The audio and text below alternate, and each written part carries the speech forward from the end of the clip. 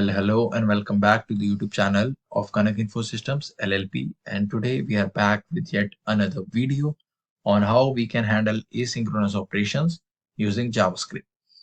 So there are three methods how we can handle asynchronous operations on JavaScript, and that are callback, async await, and promises. So let's get started and let's see.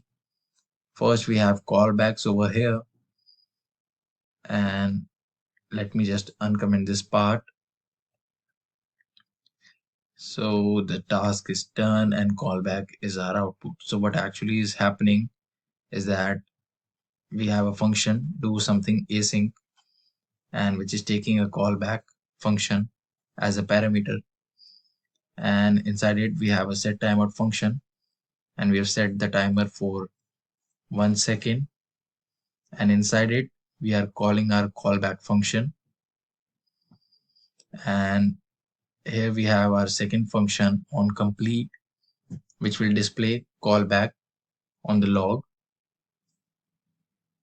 and here we are making function call of do something async and passing on complete as the parameter. So what actually is happening is, first we are getting this part console.log task is done, and then our callback function gets called and it displays callback over here. So this is how callback works. You just have to pass a function as a parameter to another function. So this was callbacks, and second we have async and await. So let me just uncomment this part as well. And as you can see, we've got async and got it. So let's see how this works. So first we have an asynchronous function greet, which returns async, and then we have second asynchronous function main, which is just making a call to greet here, and it is making it await. So what actually happens is this line will wait until we get the value from greet. So in message we will get greet, and greet is returning this async.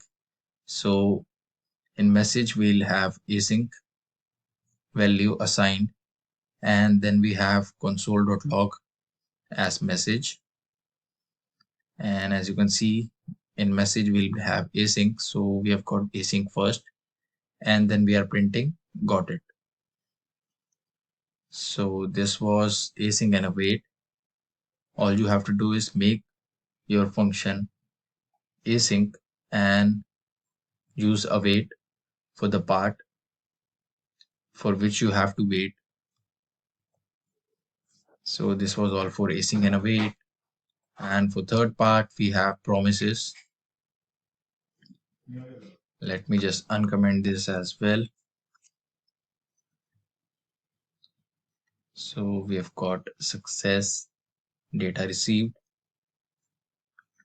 So what actually is happening is, this is const my promise, and we have defined a new promise name as my promise.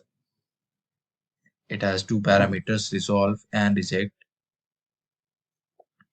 and we are taking a variable success as true. So this is our if, which is taking success, and if the success is true, resolve will be called, else reject function will get called, and this all is inside a set timeout function, which will be called after a second. And this is how we handle when the promise is resolved. So my promise dot then, and we get result only when we have success. So if we get success, it will print console.log we get success and then the value of result. which in this case we'll be having data received. So this is how we got success data received.